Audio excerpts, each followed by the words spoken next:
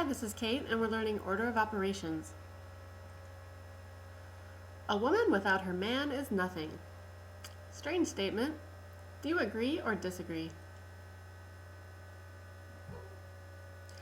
I'm not going to tell you if you're right or not, of course, because that's an opinion.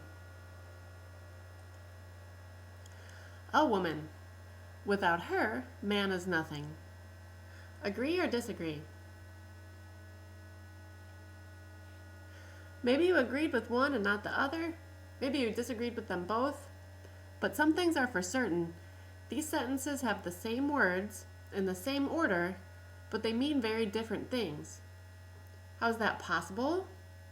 They're punctuated differently. English is a language used to communicate ideas. Mathematics is a language used to communicate ideas. And in both, punctuation matters. A short story. Hey Mom, could I have some money for lunch? Here, have $4. That's not enough. Okay, here, have 3 more. Well, what about Brian?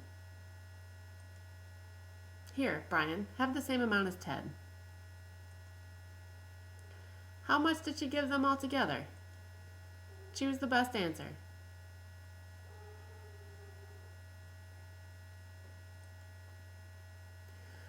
Mom gave Ted 4 and another 3. That's 7.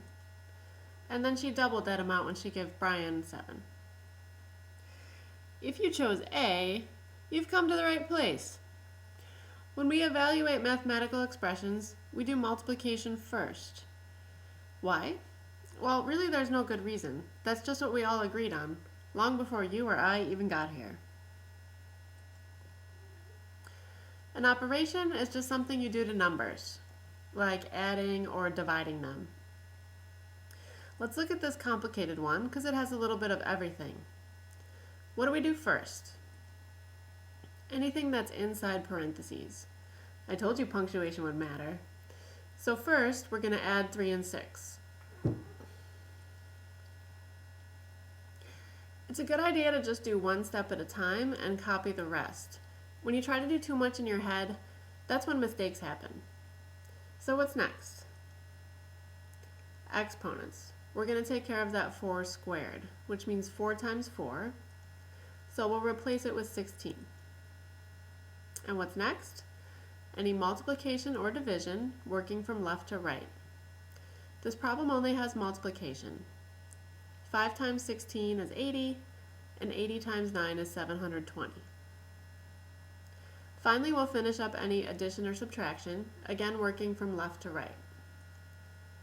Our final answer is negative 710. So to recap,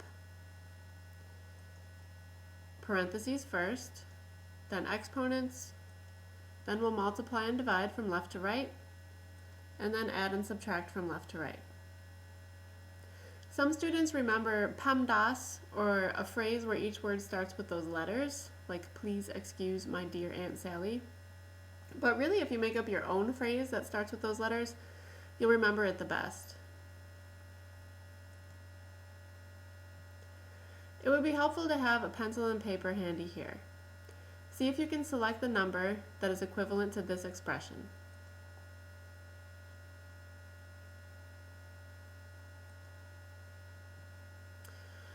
First, we're going to do what's inside the parentheses, and then evaluate the exponents. Notice negative 3 times negative 3 comes out to positive 9. Then we'll multiply and divide from left to right, multiply and then divide, and finally we add and subtract. So the correct answer was 4. Now we want to evaluate negative 5 times x to the third plus 4y. But wait a minute, there's really nothing we can do with this unless we know the rest of the problem. Okay, so we want to evaluate this when x is 0 and when y is negative 2. So that's not a big deal. We're just going to replace the x with a 0 and we're going to replace the y with a negative 2, like so. So again, pencil and paper handy. Figure out what this is equivalent to and choose the best answer.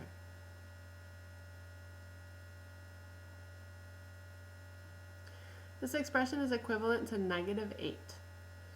There's nothing to do inside the parentheses, so first we take care of the exponent. 0 times 0 times 0 is 0. And then we multiply. -5 times 0 is 0. 4 times -2 is -8. And then we add. 0 plus -8 is -8.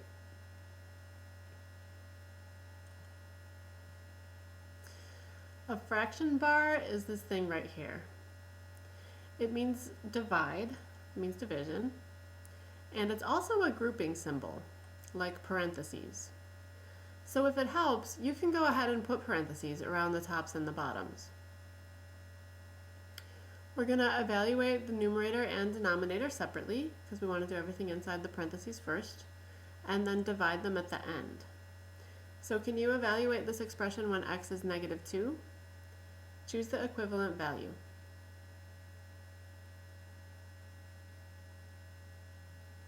This expression is equivalent to 5.